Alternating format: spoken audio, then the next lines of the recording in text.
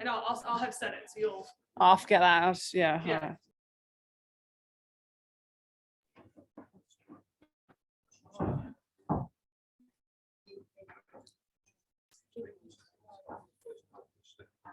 How was your travel here? Good. Smooth? Yeah. Good. Not too bad. Hey, how are you? Good. Yeah, it's nice, isn't it? Once I heard you.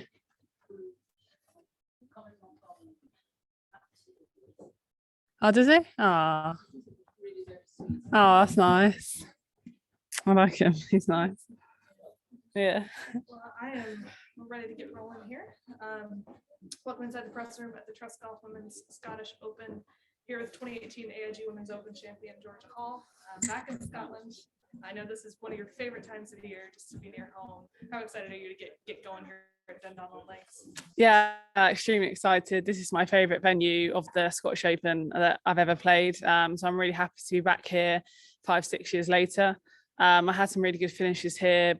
I mean, a while ago, obviously, 2016 and 17. So yeah, really happy to be back in Scotland and yeah, for 2 weeks. Let's talk about this golf course. Obviously played well around it. Saw it again today. Just how good is it to be back here, and what do you think of the golf course? Yeah, really nice. I really love the changes they've done. Obviously the clubhouse as well, fantastic improvement. It just makes everyone have such a good week, and obviously the weather, you never know what's going to happen, but yeah, hopefully there is a bit of just Scottish weather. Today was really nice in the pro-am and had a lot of fun. Looking forward to getting started tomorrow morning. It's been a big year for golf in Scotland, and you actually got to be part of it at the 150th Open at the Celebration of Champions. Just tell me what that experience was like. I mean, the picture on the bridge was one that obviously you'll never forget that moment, but yeah, what was that experience like? Yeah, it was awesome. Just to be part of that as well, and to have 4 or 5 females winners play is very special and really big for women's golf.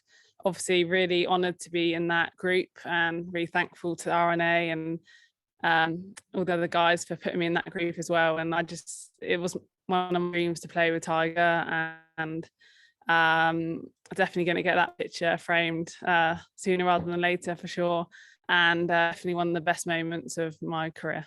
They say never meet your heroes, but I'd imagine you were happy to meet your hero that day. I mean, what was just to finally get to do something that you've dreamt about your entire life? What does that feel like? I mean, incredibly special. I'd never thought I'd get the chance, to be honest, especially as he is kind of getting to the end of his career as well. And at St Andrews as well, probably the last time he'll be there. I was just trying to make contact with the ball on the first tee, so I was very happy I played well those 4 holes.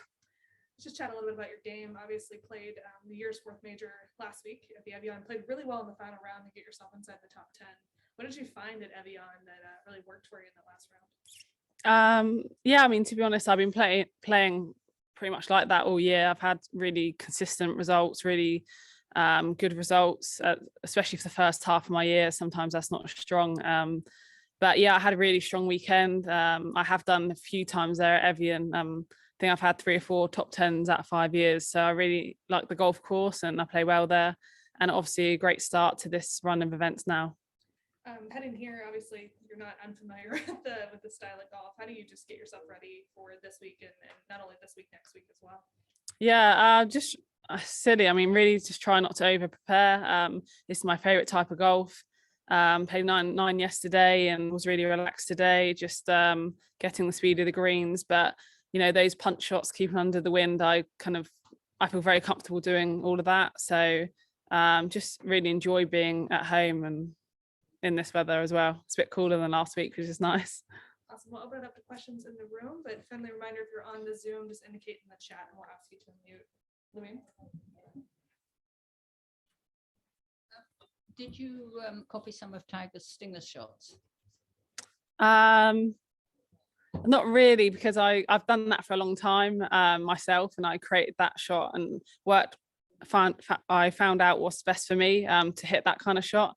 But when I played with him, I did look at his putting quite a lot, because I mean, he's a real putter, so it's nice to get some tips from Rory as well. Okay, and is the Scottish weather, you know, hot one moment and then freezing the next, do you find that actually quite attractive and challenging, or what do you really think about it? Yeah, I think I really love the weather. Feel very comfortable in it. I think, you know, when the wind gets up as well, it's a lot of fun and makes things a lot more interesting. I feel that I can visualize shots better as well when there's a bit of wind, and I really enjoy playing in it. It doesn't faze me at all. So, and also we only get 2-3 weeks of this a year, so I just want to make the most of it. And what would be your optimum kind of day for a round of golf? Weather-wise, I mean, definitely no rain, but just, you know, 50-mile-an-hour wind, probably 10-15. I want a bit of wind, just because I think that's what links golf is, and it'd be a shame not to play in some wind. What tips did Rory give you? I mean, more on putting, we saw the same. I mean, he sees Brad, and I saw him last year for lessons, so we were just talking about that, and the way we both struggle sometimes on left to right putts. And I started using a line on the golf ball last week for the first time in a couple of years, and because we briefly spoke about that, and I putted probably the best I have this year, so I'm going to continue to do that. But it's just nice to get some inside information as well and speak to someone who's done it all. And was there anything else you want to share, or stuff that you don't want to share that he told you? No, not really. It's more like personal stuff as well, stuff that's not to do with golf, which is quite nice because, yeah, that's all we do. So it's nice to just find out other things about him. Well, let's just talk about your golf this season. I mean, in addition to last week's T8, you have 4 other top 20s. One of your better years, I feel like, thus far. Do you feel like you're trending in the right direction, and do you feel like that win is, you know, going to come? Yeah, definitely. Like I said, it's definitely the highest finishes I've had all year this year out of my career, and I've been in contention 2-3 times. Even KPMG, I was top 5 going in with a few holes left, and it's really big for me to get high in those majors, especially in the US. I had my highest finish ANA this year.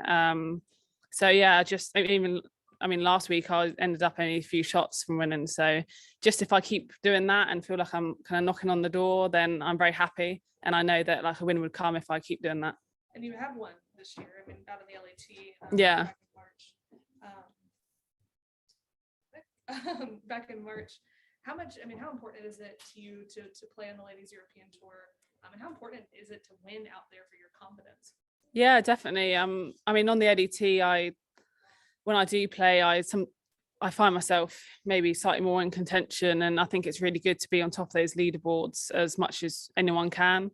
Good to deal with the pressure. I really enjoy coming back to play LET because that's where I started my golf, and I love Europe. I love just getting on a 2-3 hour flight. I love the golf courses here as well. So when I do get to play, which isn't a lot, I try and make the most of it. And obviously the win in Saudi was great for me, leading start to finish, winning by 5 shots. So I really enjoyed that week.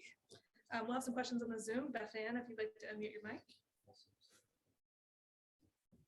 Yes. Hello. Hi, Georgia. Hello. I wanted to ask you what your experience is at Muirfield. Have you been there before? No, never been there. First time. What are you most looking forward to about that week, next week? Well, it's my favorite event of the year. Always has been. Wherever we play. Muirfield, I've heard a lot of great things about the course. I heard it's one of the best from other players and people that I've spoken to. So I think it's definitely what women's golf needs, is, you know, for us to play the best golf course in the world, and to play the first women's professional golf event there is going to be really big for us. And yeah, just have my friends and family there as well is quite rare for me. So I really enjoy the week as it is.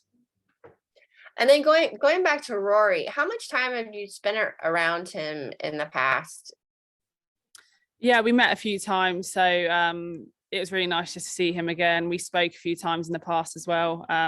He says that he, watches women's golf and how kind of UK players are doing. And it's really nice just to to meet someone really genuine and interested in our part of the game as well. So yeah, it was good to play and catch up with them.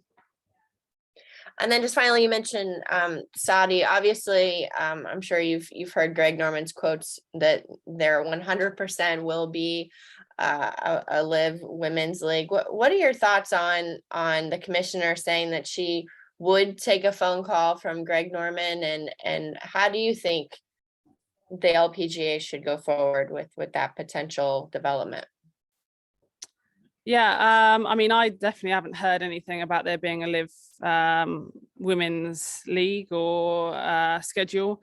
I know there's a lot of rumors going around, and you know, a lot of rumors are normally sometimes not true as well. So unless I actually hear that there actually is going to be one, to be honest, I haven't thought about it. About there is being a schedule like that for us.